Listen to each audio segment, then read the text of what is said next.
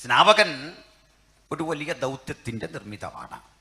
സ്നാപകൻ ആര് എന്ന ഒരു പരിചയപ്പെടുത്തൽ കണ്ടു. സ്നാപകൻ അതിനുശേഷം പറയുന്ന ഒരു വചനമാണ് എൻ്റെ ഉള്ളടക്കം. എൻ്റെ പിന്നാലെ ഒരുത്തൻ വരുന്നു. ഇതാരോടാ പറഞ്ഞേ? അതൊക്കെ അഭിമുഖീകരിച്ച സദൂക്യരും പരീശന്മാരും പൗരോഹിത്യം ആളുകളെ അയച്ചിട്ട് ചോദിക്കുകയാണ്, നീ ആരാ? വലിയൊരു ചോദ്യമാണ്. തത്വചിന്തകന്മാർക്കും മറുപടി പറയാൻ പറ്റാതെ പോയ ഒരു ചോദ്യമാണ്. ആർക്കും മറുപടി പറയാൻ പറ്റാത്തൊരു ചോദ്യമാണ്, നീ ആരാന്ന്.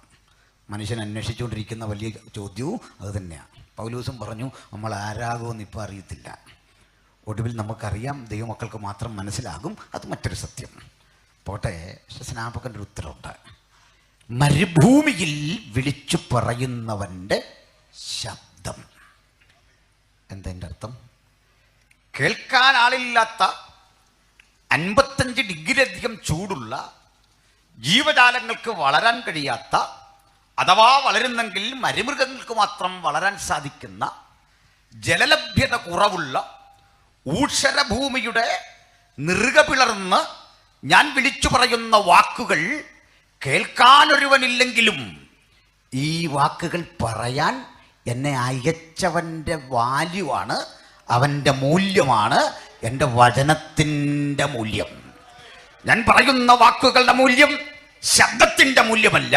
ആ ശബ്ദത്തിന് പ്രചോദനമായ ഒരിടമുണ്ട്, അവിടുത്തെ ശബ്ദമാണ് എൻ്റെ വാക്കുകളുടെ മൂല്യം. എങ്കിൽ വചനം പ്രസംഗിക്കാൻ ദൈവം നാവ് തന്ന ദൈവദാസന്മാർക്കായി ഞാൻ ദൈവത്തെ തുതിക്കുന്നു.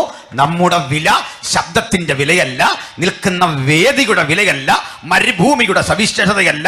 എൻ്റെ ഉള്ളടക്കങ്ങളുടെ പ്രചോദനം. എന്നെ അയച്ച ഒരുവനുണ്ട്.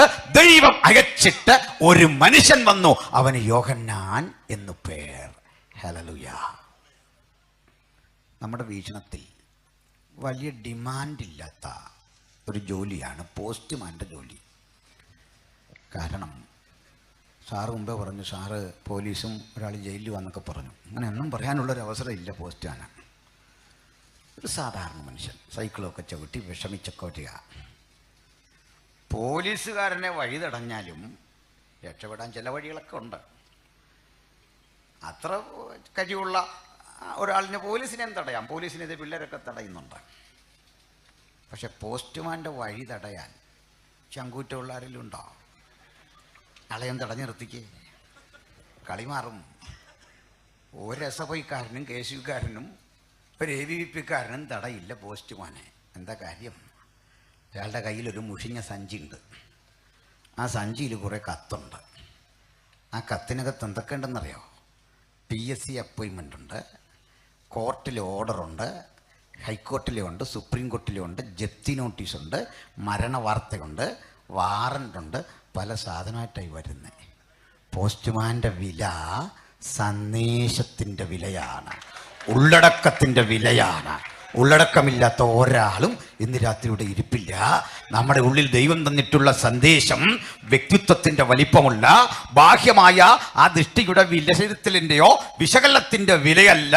നമ്മുടെ പക്കലുള്ള സന്ദേശത്തിൻ്റെ വിലയാണ്. ദൈവമയച്ചിട്ട് ഒരു മനുഷ്യൻ വന്നു, അവന് യോഹന്നാൻ എന്ന് പേർ. സ്തോത്രം.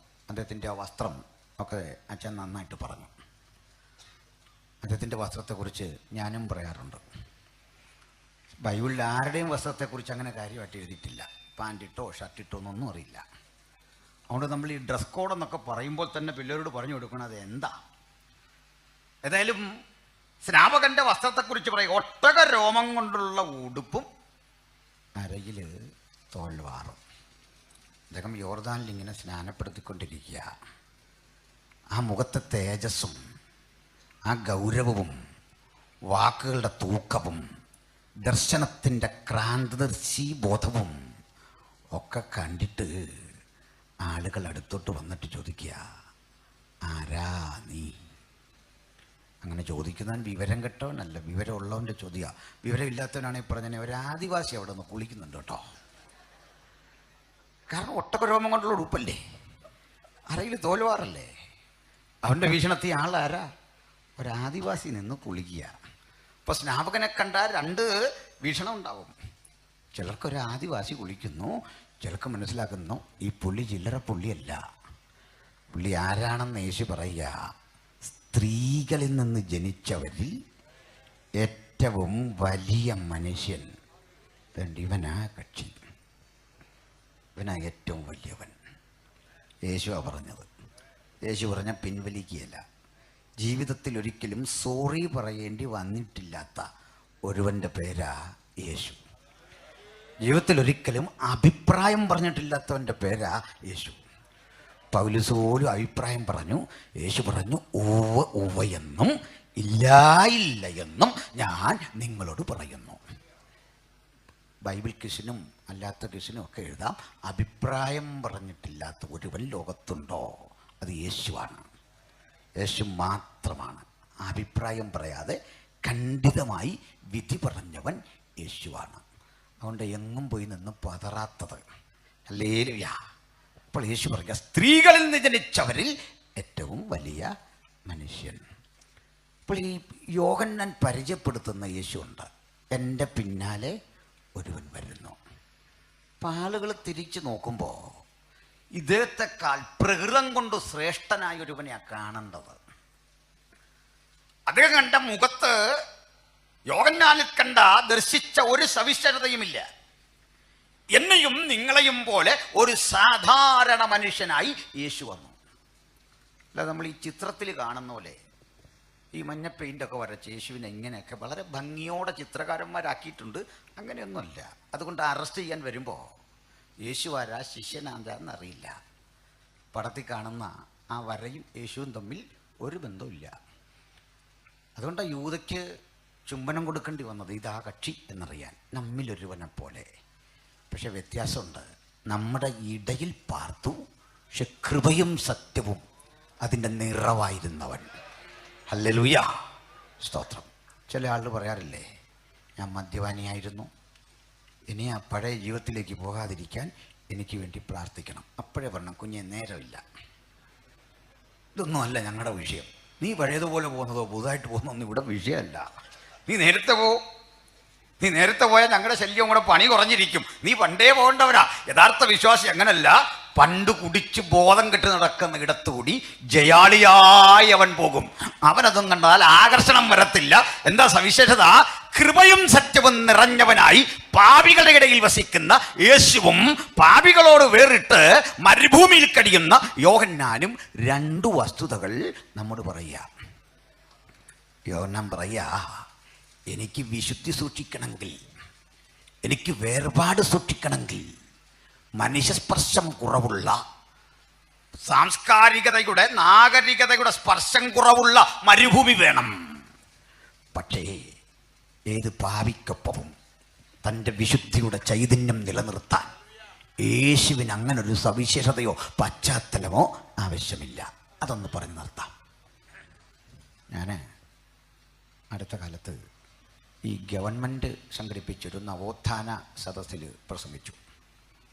ബന്ധുക്കുശാരെയൊക്കെ പ്രതികരിച്ച് പ്രസംഗിക്കാൻ വിളിച്ച ഞാൻ അവിടെ ചെന്നിട്ട് ഈ ശബരിമലയിൽ സ്ത്രീകൾ പ്രവേശിക്കാവോ എന്നൊക്കെ പറയണം. ഞാനെന്തിനാ ഈ അന്യമതസ്ഥൻ്റെ സ്വകാര്യതയിൽ ഇടപെടുന്നത്? നമ്മൾ സ്ത്രീകളെ പരിഗണിക്കുന്ന കാര്യമൊക്കെ ഇങ്ങനെ പറഞ്ഞുകൊണ്ടിരിക്കുക, പറയാൻ വേണ്ടി പ്രിപ്പയർ ചെയ്യുക. ഇപ്പം എൻ്റെ അടുത്തിരുന്നൊരാൾ ചോദിച്ചു, ഈ സ്ത്രീകളിങ്ങനെ അങ്ങോട്ട് പ്രവേശിക്കുക എന്നാണോ അഭിപ്രായം? ഞാൻ ഒരു പിടികൊടുക്കാത്തൊരു അഭിപ്രായമൊക്കെ പറഞ്ഞ് ഇവിടെ നിന്നു. പാസ്റ്റർമാരല്ലേ, നമുക്കാണോ പറയാൻ വയ്യാത്തത്? വളരെ തന്ത്രപൂർവ്വം ഒരു മറുപടിയൊക്കെ പറഞ്ഞിങ്ങനെ നിൽക്കുമ്പോൾ അതും ചോദിച്ചു, നിങ്ങളുടെ ഈ കുർബാന ഉണ്ടല്ലോ, അത് സ്ത്രീകൾ നടത്തുമെന്ന് ഒരു വിധി വന്നാൽ നിങ്ങൾ എന്താ ചെയ്യുമെന്ന് ചോദിച്ചു. ഞാൻ പറഞ്ഞ അതൊന്നും വിജയിക്കാൻ പോകുന്നില്ല, വിധി വന്നാലും നടക്കുകയില്ല. എന്താ ഉറപ്പ്? ഞാൻ പറഞ്ഞു, ഞങ്ങളുടെ സ്ത്രീകൾ ഇത് എടുക്കുന്നത് തന്നെ കഷ്ടിച്ച, എന്ത് കാലി പിടിച്ച് കഴിയുമ്പോഴേ എന്തെല്ലാം പറഞ്ഞു കഴിയുമ്പോഴാ. അതുകൊണ്ട് ഈ ഡയലൂട്ട് ചെയ്തിപ്പോൾ തന്നെ പറയുന്ന കാര്യങ്ങൾ ആ വാക്കൊന്നും അങ്ങനെ വായിക്കാറില്ല. അതുകൊണ്ട് നിർബന്ധിക്കുമ്പോഴാണ് എടുക്കുന്നത്. അതതിൻ്റെ സ്ഥിതി. അല്ലെങ്കിൽ എനിക്ക് അവസരം കിട്ടി, ഞാൻ ആരെയും ഉപദ്രവിക്കാതെ നമ്മൾ സ്ത്രീകളെ പരിഗണിക്കുന്ന രീതിയൊക്കെ പറഞ്ഞു. അപ്പം അധ്യക്ഷൻ്റെ കുറിപ്പ് തന്നോ, ഈ സ്ത്രീകൾ മല ചവിട്ടാവോ ഇല്ലയോ എന്നൊന്നും നിങ്ങളെന്താ തീർത്ത് പറയാത്ത, അത് പറഞ്ഞിട്ടിരിക്കാൻ 10 മിനിറ്റ് കൂടെ തന്നു. മനസ്സിലായ? ഞാൻ ആ സന്തോഷത്തോടെ പിന്നെ ഒരു ഉണർവ് യോഗം പോലെ സംസാരിച്ചുകൊണ്ട് വരിക. ആയാലും പറയാൻ അവസരം കിട്ടിയല്ലോ. പറഞ്ഞിഞ്ഞ് വന്നിട്ടൊരു കാര്യം പറഞ്ഞു.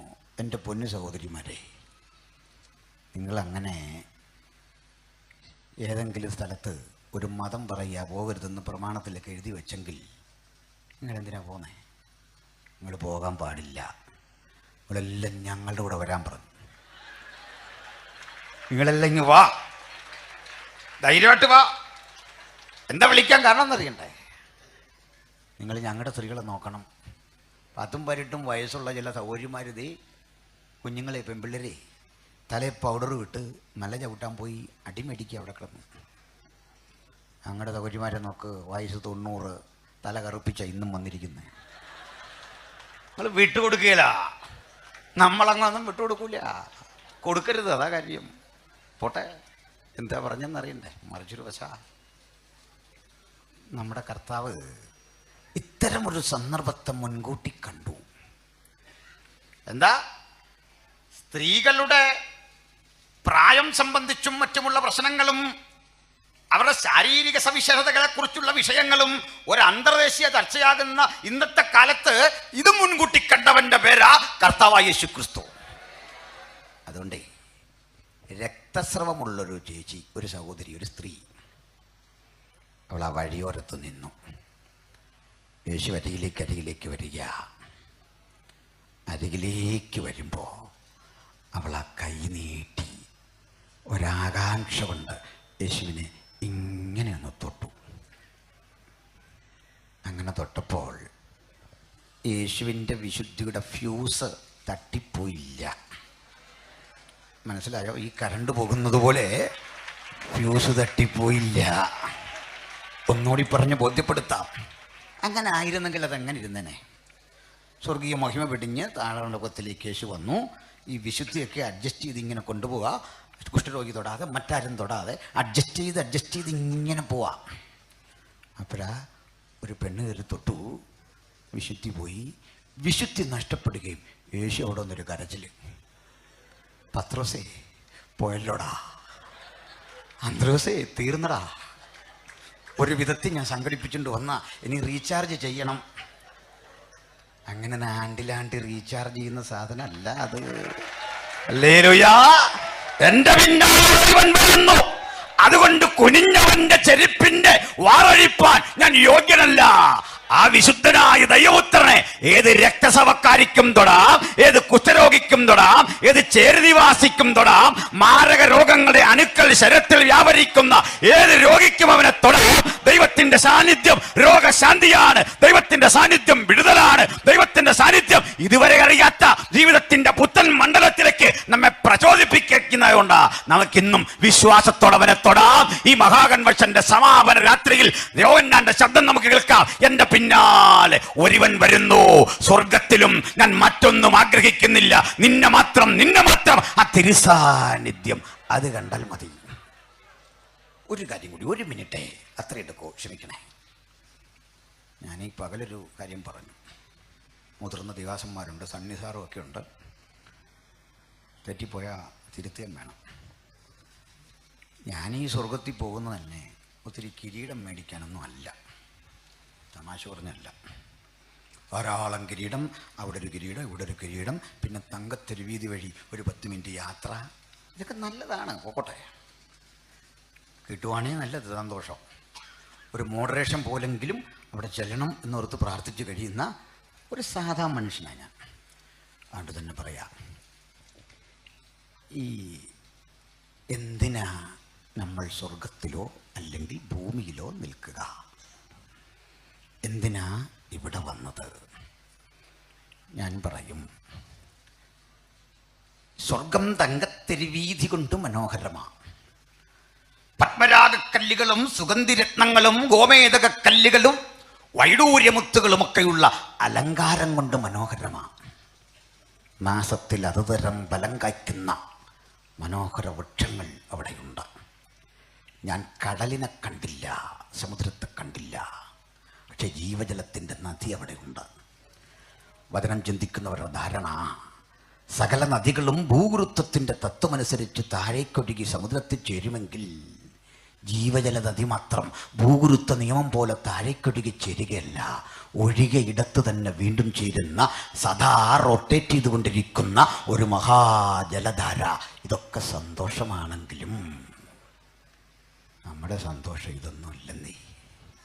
ഭക്തൻ്റെ സന്തോഷം ജീവജല നദിയോ മാസത്തിൽ അതുതരം ഫലം കായ്ക്കുന്ന വൃക്ഷമോ ഒന്നുമല്ല.